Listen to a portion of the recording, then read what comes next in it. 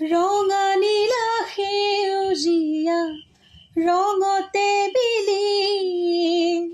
মনৰে আকাশ আজি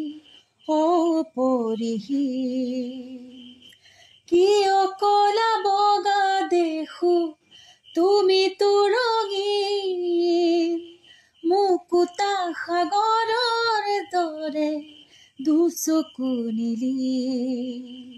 চকুহাল মেলি যদি কাষতে তোমাকে পাম সুখী বুলি নিজকে কব পাৰোনে মলয়াই যা কি মাৰি কানে কানে মোৰ গুণগুণৰে মিঠা সুৰ